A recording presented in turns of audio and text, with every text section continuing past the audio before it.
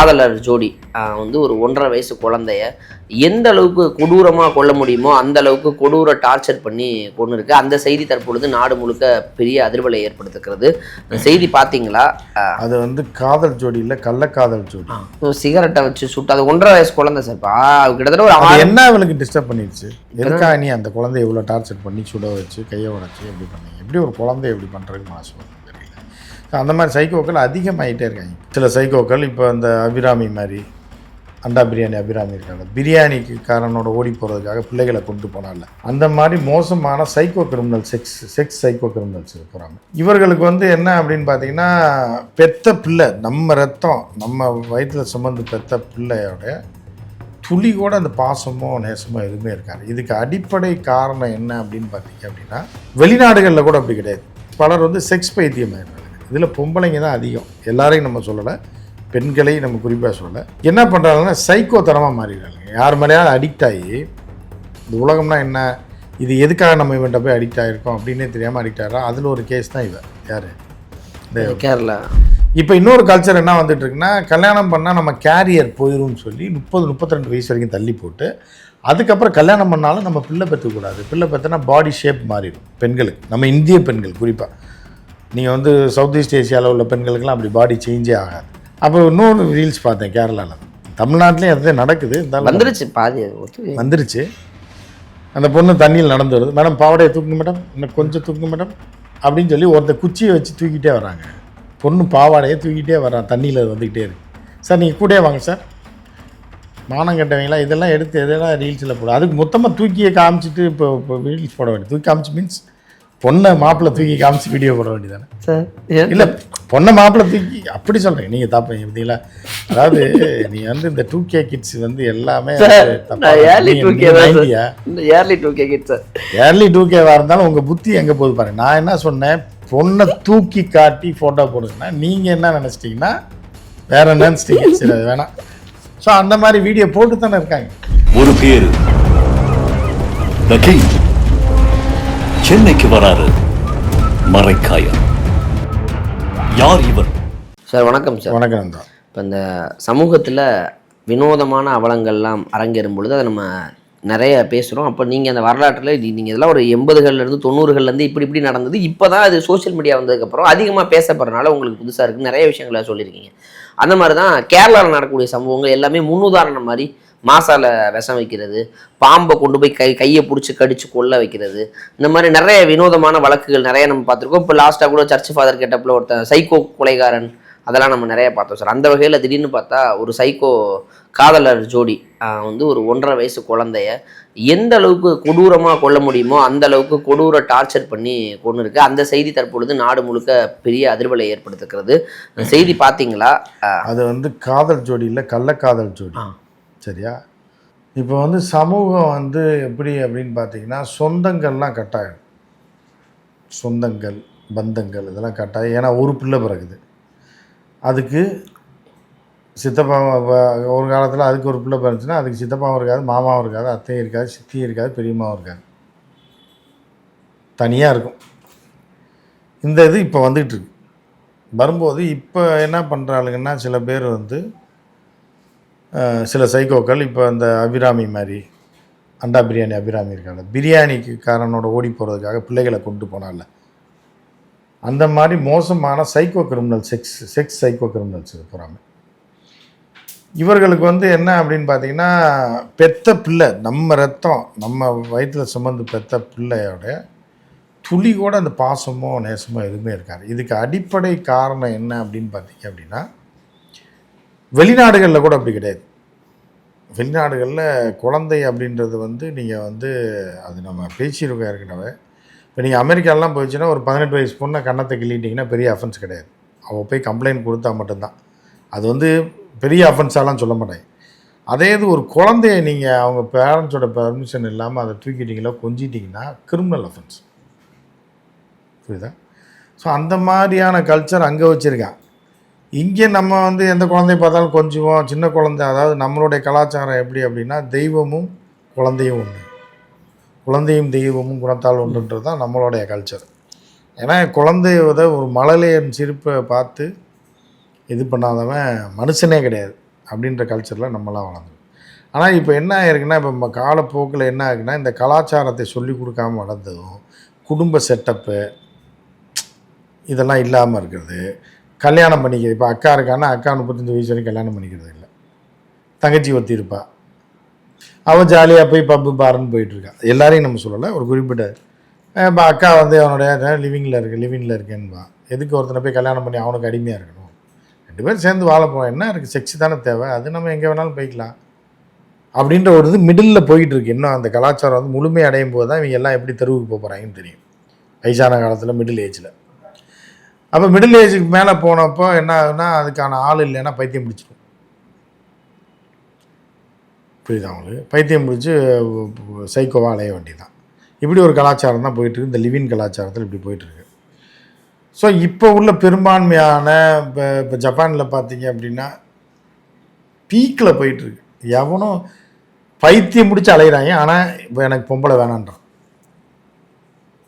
இவளுகளை கட்டி கல்யாணம் பண்ணி நாசமாக போகிறதுக்கு நான் கல்யாணம் பண்ணாமே பைத்தியமாக இருந்து சாதித்துட்டு போகிறேன்னு அவன் இருக்கான். இந்த பிள்ளைங்க என்ன பண்ணுறாங்க, இவன்கிட்ட கட்டி இவன்கிட்ட அடிமையாகி இவனுக்கு பதில் சொல்லி நான் 12 மணிக்கு வருவேன், 3 மணிக்கு வருவேன், இவனுக்கு என்ன நான் பதில் சொல்ல வேண்டியது இருக்குது, அது என்னோட சுதந்திரம் அப்படின்னு போய் என்ன ஆயிடுச்சுன்னா, ஒரு பீக்கில் சைக்கியாட்ரிஸ்ட்டை கெஞ்சிரான். ஒரு டாக்குமெண்ட்ரி இப்போ தான் டிஸ்கவரியில் இப்போ சமீபத்தில் எடுத்த ஒரு 6 மாதத்துக்கு முன்னாடி வந்து ஒரு டிஸ்கவரியில் ஒரு டிஸ்கவரி இல்லை அது ஒரு ஜெர்மன் இது டிவி ஒரு டாக்குமெண்ட்ரியில் என்ன போடுறான்னா, அந்த என்னென்னா சைக்கியாலஜிஸ்ட்டு அந்த பையன் கெஞ்சிரான், 29 வயசு, ப்ளீஸ் எனக்கு டைம் கொடுங்க அப்படின்னு. நான் உங்கள்கிட்ட பேசணும், எனக்கு பைத்தியம் பிடிக்கிற மாதிரி இருக்குது, எவ்வளோ ஃபீஸ் வேணும், நீங்கள் பாட்டுக்கு 3 நாள் டைம் சொல்கிறீங்க அப்படின்னு அவன் லைவாகவே கவர் பண்ணியிருக்காங்க. சாட் பண்ணுறான். ஒன்று அந்த அதர் எண்ட்லேருந்து சாட் பண்ணுறான். இன்னொன்றும் today's Monday only can talk to psychiatrist on Thursday evening 5:30 to 6:30 slot. No madam ப்ளீஸ்னு கெஞ்சிரான். எனக்கு இன்னைக்கு இப்போ பேசி ஆகணும், தயவுசெய்து எனக்கு கொடு. இப்போல்லாம் முடியாது சார். இல்லை பேமெண்ட் எவ்வளோ வேணாலும் தரேன்றான். இப்போ ஒரு 10,000 தரேன்னு வைங்களேன், 25,000 தரேன். சரி அப்போ ஒன்று செய்யலாம், நாளை கழிச்சு வேணால் நாங்கள் போடுறோம், இல்லை நாளைக்கு ஈவினிங் வேணால் போடுறோம் சொல்லி இந்த மாதிரி ஆகிட்டாங்க. ஏன்னா அங்கே வந்து நட்பு கிடையாது. ஒரு வீட்டில் ஒரு பிள்ளை தான். இப்போ நம்ம ஏரியாலாம் வேணால் தெரு இப்போ நார்த் மெட்ராஸ்லாம் இங்கே போனீங்கன்னா தெரு மூக்கில் பூரா 10 பசங்க நிற்பாங்க. அதே மாதிரி பிள்ளைங்க கொத்தாக சுற்றிக்கிட்டு இருக்கும். 4-5 பிள்ளைங்களாக போய்ட்டுருக்கும், கடைக்கு போய்கிட்டு இருக்கும், சிரிச்சு விளாண்டுக்கிட்டு இருக்கோம். பசங்க பார்த்தீங்கன்னா 10 பேர் அங்கே நிற்பா, என்ன மாமே என்ன வா மாமேன்னு வாங்கி. அங்கே அந்த கதையே கிடையாதுனால பைத்தியம் பிடிச்சி போயிடுறாங்க. ஸோ இந்த இது இப்போ இங்கே வர ஆரம்பிச்சிருக்கு. வர ஆரம்பிக்கும் போது என்னென்னா பலர் வந்து செக்ஸ் பைத்தியம் ஆயிடுறாங்க. இதில் பொம்பளைங்க தான் அதிகம். எல்லாரையும் நம்ம சொல்லலை, பெண்களையும் நம்ம குறிப்பாக சொல்லலை.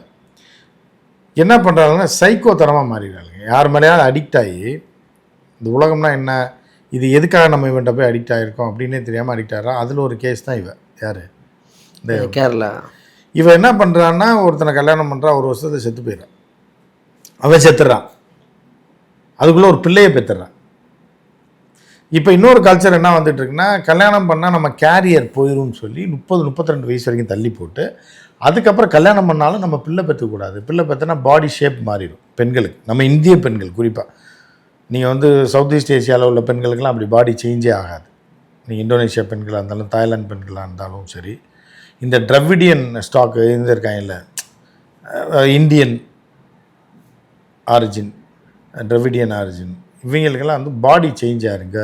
கேர்ள்ஸுக்கு வந்து அப்படி குழந்தை பிறந்தோடனே அவ்வளோ ஸ்லிம்மாக அழகாக இருக்கும். குழந்தை பிறந்த அது இயற்கை, இது நம்மளோட ஜெனட்டிக்கலாக வர்றது. இப்போ தாய்லாந்து பொண்ணு பார்த்தீங்கன்னா இப்போ ஒரு கிளவி 50 வயசில் 60 வயசில் இருந்தால் கூட ஸ்லிம்மாக தான் இருக்கும், நீட்டாக இருக்கும். பார்த்தா தெரியாது தூரத்தில், பின்னாடி பார்த்தீங்கன்னா வயசு பிள்ளை மாதிரி தான் இருக்கும். ஏன்னா அவர்களோட உடம்பு பாடி வந்து அந்த சேஞ்ச் ஆகும். ஏன்னா அவங்க ஜெனட்டிக்கலே அப்படி. தாய்லாண்டும் சரி, கம்போடியாவும் சரி, நீங்கள் லாவோஸாக இருந்தாலும் சரி, இந்த அந்த மங்கோலியன் ஆரிஜின் ஃபுல்லாகவே பார்த்தீங்கன்னா, நீங்கள் நார்த் ஈஸ்ட்டில் இருக்க பிள்ளைங்கள்லாம் பார்த்தீங்கன்னா, லேடிஸை பார்த்தீங்கன்னா குண்டாவோ இதாவோ பார்க்கவே முடியாது. தாய்லாண்டில் ஒருத்தரை கூட குண்டா பார்க்க முடியாது. 1000ல் ஒரு பொண்ணு வேணால் கொஞ்சம் பாடி சேஞ்ச் ஆகும். குழந்தை பிறந்தாலும் சரி, 3 குழந்தை பிறந்தாலும் 5 குழந்தை பிறந்தாலும் பாடி சேஞ்ச் ஆகாது. நம்ம இதில் நம்ம தமிழ்லையும் சரி, கேரளாலேயும் சரி, ஆந்திராவில், இந்த சவுத் இண்டியனில் பெண்களுக்கு வந்து அது அப்படி பார்த்தீங்கன்னா அப்படியே குண்டாயிடுவாங்க, அப்படி சேஞ்ச் ஆகிடும் பாடி. ஸோ என்ன பண்ணுறாங்கன்னா, இவங்க கல்ச்சரும் மாற்றிடுறாங்க, கல்யாணம் பண்ணுறாங்க. ஆனால் குழந்தை பெற்றா பாடி உடைய ஷேப் மாறிடும்னு சொல்லிட்டு 35 வயசு 36 வயசு வரைக்கும் கல்யாணம் குழந்தை பெற்றுக்கிறதில்ல. அதுக்கப்புறம் குழந்தை பிறக்காதுன்னு சொல்லி இந்த பைத்தியங்கள்கிட்ட போய் லோனை போட்டு குழந்தை பெற்றுக்கிறாங்க. ஸோ இந்த மாதிரி இருக்காங்க. ஸோ இப்படி இருக்கும்போது என்ன ஆகுதுன்னா, இவங்களுக்கு வந்து அந்த பந்த பாசம் எல்லாரும் எதுக்காக வாழ்கிறாங்கன்னா, பெரும்பாலானவர்கள் இப்போ என்ன கல்ச்சர் மாறிட்டு இருக்குன்னா, நீ சந்தோஷமா இரு, நீ எதுக்கு அடுத்தவனுக்காக வாழ்க்கையை இழக்கிற, நீ என்ஜாய் பண்ணுறி ஜாலியாக, பப்புக்கு போ, சரக்கடி, ஜாலியாக சுற்று, பல பசங்களோட உறவு வச்சுக்கோ, என்ஜாய் பண்ணு, அதனால் ஒன்றும் ஆயிடாது, முடிஞ்ச வரைக்கும் என்ஜாய் பண்ணிவிட்டு அதுக்கப்புறம் எவனையா கல்யாணம் பண்ணிக்கோ. இப்போ நீ கல்யாணம் பண்ணனா கேள்வி கேட்பான், எதுக்கு நீ இத்தனை மணிக்கு வர்ற அத்தனை மணிக்கு, அவனுக்கு நம்மனா அடிமையா, நம்ம சம்பாதிக்கிறோம், நம்ம இது பண்ணுறோம், நம்ம லைஃப் நம்ம தான் பார்க்கணுன்ற கல்ச்சர் மாறிட்டு இருக்கு. இப்போ இது மாறுறதுனால தான் அந்த குடும்பம் ஒரு ஸ்ட்ரக்சருக்குள்ளே அந்த லைஃப்பை முழுமையாக வாழாமல் தொலைஞ்சிடுறாங்களா பாதி? ஆமாம், இவன் நினச்ச மாதிரி லைஃப் இவளுக்கு இல்லை. இப்போ கல்யாணம் பண்ணுற பாதி பிள்ளைங்க வந்து இது பண்ணுற ரீல்ஸ் பண்ணுறதுக்காக தான் பண்ணுறாளுங்க. அவளை விட நம்ம பெரிய மண்டபத்தில் பண்ணணும், அந்த பையன் பார்க்குறதுக்கு அழகாக இருக்கணும் ரீல்ஸ் பண்ணும்போது, அவ்வளோதான், அவனோட இது முடிஞ்சு போச்சு. புது துணி வாங்குறீங்க, எக்ஸ்பைரி டேட் அன்னையோட அவ்வளோ, தீபாவளி வாங்குறீங்க போடுறீங்க, அதோட துவச்சி போட்டிங்கன்னா அடுத்த துணிக்கு போயிடுறீங்க. இதுதான் லைஃபாக போயிட்டுருக்கு. இப்போ ரீல்ஸ் எடுக்கிறதுக்காக தான் பல பசங்களும் பிள்ளைங்களும் கல்யாணம், அதுவும் குறிப்பாக பிள்ளைங்க. பசங்க அப்படி இல்லை, வாழணும் அப்படின்னு தான் மேக்ஸிமம் பண்ணுறான். 70%, 30% தான் தலைவாரி. இதில் வந்து மேக்ஸிமம் தலைவாரியாக தான் இருக்குது. இப்போ வந்து ஃபஸ்ட் நைட் வரைக்கும் ரீல்ஸ் போட ஆரம்பிச்சிட்டாங்க. இப்போ நேற்று நான் ஒரு இது பார்த்துட்டு இருந்தேன். முதல்லலாம் மணமகளே வாவான்னு அந்த கொண்டு போய் விடுற மாதிரி ரீல்ஸ் போட்டுட்டு இருந்தாங்க. அதுக்கப்புறம் போய் கதவை தட்டுற ரேஞ்சு பாலோடு போகிற மாதிரி ரீல்ஸ் போட்டாங்க. இப்போ வந்து ரூம்குள்ளே போய் அவன் உள்ளே வர்றா, உள்ளே வந்தோடனே மடியில் உட்கார்ற மாதிரி ரீல்ஸ் போட்டாங்க. அடுத்து இப்போ கேரளாவில் ஒரு ரீல்ஸ் போட்டிருக்காங்க, அப்படி 2 பேர் படுக்கிற மாதிரி லைட் ஆஃப் பண்ணுற மாதிரி. இப்போ என்னென்னா யூடியூப்பில் வந்து வீடியோவை கட் பண்ணலன்னு வைங்க, போடலான்னு சொல்லிட்டாங்கன்னு வைங்க, அந்த கட் பண்ண மாட்டோம், வீடியோ எது வேணாலும் போடலான்னா அப்படியே ஃபுல்லாக எடுத்து 3 கேமரா வச்சு எடுத்து அப்படியே ஏற்றி விட்ருவாங்க. ஏன்னா லைவ்க்கு வியூஸ் தானே முக்கியம். நம்ம இது பார்த்தா நம்மனா என்ன குறைஞ்சா போகிறோம் அப்படின்ற ரேஞ்சுக்கு வந்துட்டாங்க. என்னென்னா யூடியூப் அதை அலோவ் பண்ணல. யூடியூப் அலோவ் பண்ணால் ஒரு காலத்தில் என்ன பண்ணாலும் இவங்க பண்ண மாட்டாங்க. அந்த மாதிரி பொண்ணை தொடர மாதிரி ஃபோட்டோ வேணாங்க. ஒரு 90 கிட்ஸ் பாவம் மேலே அவங்கள மாதிரி பைத்தியக்காரங்க எதுலேயுமே தோளில் கையை போட்டாலும் கையெல்லாம் நடுங்குங்க. சார் உடனே ஃபோட்டோகிராஃபர் சொல்லலாம், சார் உடனே மேடம் கொஞ்சம் திரும்புங்கன்னா அது வெக்கப்படும். அப்படியே இல்லை வேண்டாங்க மேடம், கழுத்து இழுத்த மாதிரி இருக்கு மேடம், கொஞ்சம் கையை மேலே வைங்க அப்படின்னா இவன் நடுங்கிக்கிட்டே வைப்பான். சார் கையை எப்படி இடுப்பேன், வேணாங்க அது வேணாங்கன்ற. இப்போ என்னன்னா படுத்துக்கிட்டே இருக்கிறாங்க. மேடம் நீங்கள் மேலே படுங்க மேடம் அப்படின்றாங்க. இல்லை அது வீடியோலேயே இருக்குது, நான் வேணால் உங்களுக்கு காட்டுறேன் ட்ரெஸ்ஸோட. சார் இப்போ பால் மேடம் கொடுக்குறாங்க, நீங்கள் வாங்கி பாலையும் பழத்தையும் இங்கே வச்சிடுறீங்க, அப்புறம் அப்படின்னு கையை காட்டுறீங்க, மேடம் வர்றாங்க, நீங்கள் டக்குன்னு படுக்கிறீங்க, அவங்க அப்படியே நேராக உங்கள் மேலே ஏறி உட்காடுறாங்க சார், அப்படி மேலே படுக்கிறாங்க, டக்குன்னு கட் பண்ணுறோம் சார். ஓகேவா சார்? ரைட், ஓகே பிரதர், நீங்கள் ஓகேன்ட்டிங்கன்னா சொல்லிடுங்க. மேலே ஏறி படுக்கிற மாதிரி எடுத்துறேன், லைட் ஆஃப் பண்ணி. அதில் எடிட்டிங்கில் தான், அங்கே லைட்டாக ஆஃப் பண்ணுறது இல்லை. அப்போ இன்னொரு ரீல்ஸ் பார்த்தேன் கேரளாவில் தான், தமிழ்நாட்டிலையும் அது நடக்குது, வந்துருச்சு பாதி வந்துருச்சு. அந்த பொண்ணு தண்ணியில் நடந்து வருது, மேடம் பாவடையை தூக்குங்க மேடம், இன்னும் கொஞ்சம் தூக்குங்க மேடம் அப்படின்னு சொல்லி ஒருத்தர் குச்சியை வச்சு தூக்கிட்டே வராங்க. பொண்ணு பாவாடையை தூக்கிட்டே வரான், தண்ணியில் வந்துக்கிட்டே இருக்கு. சார் நீங்கள் கூடயே வாங்க சார், மானம் கட்டவங்களா இதெல்லாம் எடுத்து எதெல்லாம் ரீல்ஸில் போட, அதுக்கு மொத்தமாக தூக்கியே காமிச்சிட்டு இப்போ ரீல்ஸ் போட வேண்டியது. தூக்கி காமிச்சு மீன்ஸ் பொண்ணை மாப்பிள்ளை தூக்கி காமிச்சு வீடியோ போட வேண்டியதானே சார்? இல்லை பொண்ணை மாப்பிள்ளை தூக்கி அப்படி சொல்கிறீங்க நீங்கள் தப்பு பார்த்தீங்களா? அதாவது நீங்கள் வந்து இந்த 2K கிட்ஸ் வந்து எல்லாமே ஏர்லி 2Kவாக இருந்தாலும் உங்கள் புத்தி எங்கே போகுது பாருங்க. நான் என்ன சொன்னேன், பொண்ணை தூக்கி காட்டி ஃபோட்டோ போடுங்கன்னா நீங்கள் என்ன நினச்சிட்டிங்கன்னா வேற என்ன நினச்சிட்டிங்க, சரி அது வேணாம். ஸோ அந்த மாதிரி வீடியோ போட்டு தானே இருக்காங்க. இந்த மாதிரி பண்ணுறாங்க. அப்புறம் கேமரா கொண்டு அடியில் வச்சிடுறாங்க. அடியில் வச்சிடுறாங்க மீன்ஸ் தரையில் வச்சு பொண்ணை ஓட விட்டு எடுக்கிறாங்க. இந்த மாதிரிலாம் இந்த ரீல்ஸ் லைக் அது இதுன்னு போகும்போது ருசியாக இப்படிப்பட்ட கூமுட்ட கலாச்சாரம் இருக்கும்போது அப்போ அரசியல் எப்படி விளங்கும்? அண்ணனாகவும் இருக்கேன், தங்கச்சியாகவும் இருக்கேன், அக்காவாகவும் இருக்கேன், பொண்டாட்டியாகவும் இருக்கேன் அப்படின்ற ரேஞ்சுக்கு போயிட்டுருக்கு. இப்போ அப்படிப்பட்ட ஒரு கும்பல் இருக்கும்போது இந்த சமூகம் எப்படி உருப்படும்? அப்படிப்பட்ட உருவானவ தான் அவள் கேரளாக்காரி. அவள் ஒருத்தனை கல்யாணம் பண்ணியிருக்கா, அதுக்கு முன்னாடியே ஒருத்தனோட தொடர்பு இப்போ போலீஸ் விசாரிச்சுக்கிட்டு இருக்காங்க. அப்போ என்னடா இவனை என்ன பண்ணலான்னா வீட்டில் ப்ரெஷர் கொடுக்குறாங்கன்றப்ப அப்போ விவரம் தெரியல, கல்யாணம் பண்ணி தான் அவன் பண்ணிட்டா. அவன் ஃபாஸ்ட்டாக குழந்தைய பெற்றுட்டான். சில பேர் என்ன பண்ணுவாங்கன்னா கல்யாணம் முடித்த உடனே இது ஒரு வேலையாக பண்ணிடுவாங்க, கையோட இந்த வேலையை முடிறா அப்படின்னு. ஏன்னு கேட்டால் ஒரு 2 பிள்ளையை பெற்றுட்டோம்னா போகமாட்டால, லாக் ஆயிடுவாங்க. இப்படி சில பேர் பண்ணுவாங்க. ஆனால் விவரமாக இருக்க பிள்ளைங்க என்ன பண்ணுன்னா கல்யாணம் பண்ணாலும் வேணான்னு தள்ளி போட்டு 3 வருஷம் ஆகட்டும் 5 வருஷம் ஆகட்டும், ஏன்னா கொஞ்சம் நம்ம லைஃப்பை இது பண்ணுவாங்க. பையன் விவரமாக இருந்தான்னா இப்படி பண்ணிடுவாங்க. திடீர்னு பார்த்தா அந்த பிள்ளைக்கு 25 வயசில் கல்யாணம், 27 வயசில் 3 பிள்ளை ஆயிரும், ஒன்று ரெட்டை குழந்தையாக பிறந்துடும். அதோட அது அவ்வளோதான் வாழ்க்கை முடியும். அதே விவரமாக இருக்க பிள்ளையாக இருந்தால் கொஞ்ச நாள் தள்ளி போடலாம், நம்ம ஆஃப்டர் 30 பண்ணிக்கலாமே அப்படின்ற மாதிரி பண்ணிடுவாங்க. ஸோ இதில் இதை அவசரப்பட்டு அவன் இது பண்ணோன்னே அவன் உயிருக்கு ஆபத்தாயிடுச்சு. அவசரப்பட்டு குழந்தைய பெற்றான், ஒரே வருஷத்தில் செத்துட்டாவன். அது உண்மையிலே இன்னும் விஷயம் கொலை பண்ணாயெல்லாம் இன்னும் விசாரணை நடந்துகிட்டு இருக்கு. பண்ணிட்டு 3 மாதத்தில் இன்னொருத்தனை கரெக்ட் பண்ணி வீட்டோட வாழ ஆரம்பிச்சிட்டான். அந்த குழந்தையோட அந்த குழந்தை டிஸ்டர்பன்ஸ் ஆனவுடனே அண்டாபிராமி மாதிரி சூடு வைக்கிறது, அடிக்கிறது, கையை காலை உடைச்சு. அப்போ இவங்க சாதாரண மனநிலை படைத்த மனிதர்கள் கிடையாது, சைக்கோங்க தான். Sex psycho. அந்த குழந்தைய செவுரோட அடிச்சு இல்லை, இந்த நாய் இதுக்கு பிடிக்கலன்னா கொண்டு போய் அவங்க அம்மா வீட்டில் அநாத ஆசிரமத்தில் கொண்டு போய் போட்டுட்டோம், இல்லை எங்கேயாவது அவங்க அம்மா வீட்டிலே கேட்டிருக்காங்க சார் குழந்தைய. அதை தான் அங்கே கொண்டு விடலன்னா இந்த நாய் கொண்டு எங்கேயா பஸ் ஸ்டாண்டில் போட்டுனா யாராவது எடுத்து வளர்த்துருப்பாங்கல்ல. அப்போ இந்த கிரிமினல் நாயெல்லாம் என்ன, இந்த மாதிரி சைக்கோக்கள் எல்லாம் உயிரோடே வச்சுருக்கக்கூடாது. புரியுதா உங்களுக்கு? இந்த 2 பேர் சேர்ந்து இந்த ஒரு குழந்தையை போட்டுதல்ட்டாங்க. இதெல்லாம் இது மனிதர்கள், இது ஒரு ரொம்ப ரேர் கேஸ். இது எல்லாத்தையும் அப்படி நம்ம கணக்கு எல்லாரும் இப்படி இருப்பாங்கன்னு சொல்ல முடியாது. 1000ல் அதாவது முதல்ல எல்லாம் 1,00,000 ஒரு சைக்கோ இருந்தது, இப்போ 10,000 வந்தது, இப்போ 1000 ஒரு சைக்கோ ஆயிடுச்சு, இப்போ 100 ஒரு சைக்கோ ஆகிட்டு இருக்கு.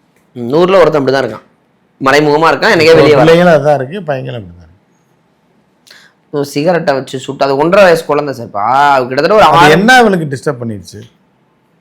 எதுக்காக நீ அந்த குழந்தைய இவ்வளோ டார்ச்சர் பண்ணி சுட வச்சு கையை உடச்சி எப்படி பண்ணீங்க? எப்படி ஒரு குழந்தைய எப்படி பண்ணுறதுக்கு மனசு வரும்னு தெரியல.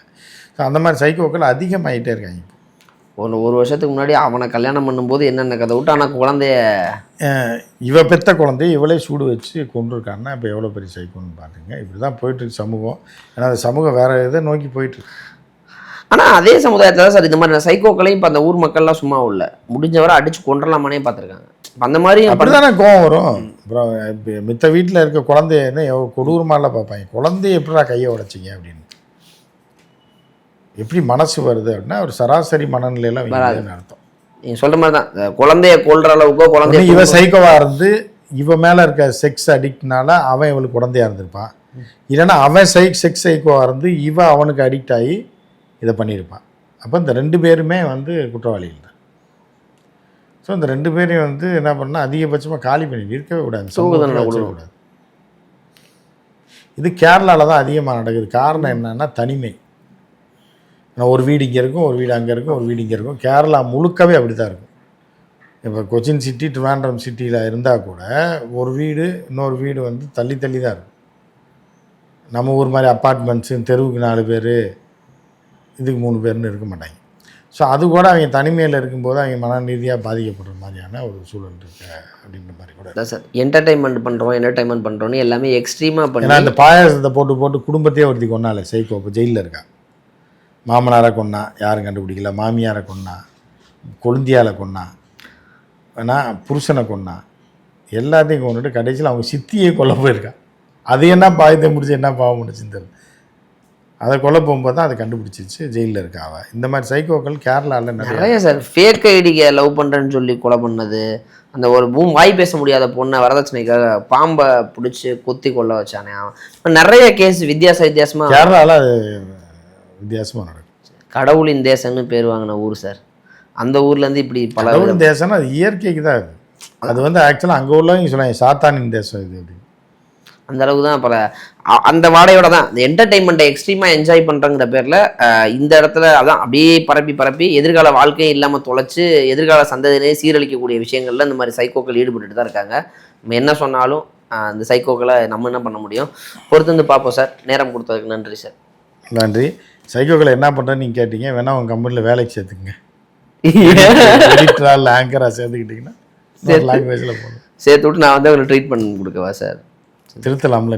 நீங்கள் விஜயண்ணாக்கு ஃபோன் பண்ணி ஒரு பொறுப்பு கொடுங்க, சைக்கோக்களை திருத்தும் பணின்னு சொல்லி கொடுங்க, நான் திருத்துறேன் சார். உட்காந்து நாட்டை. நன்றி சார். நன்றி.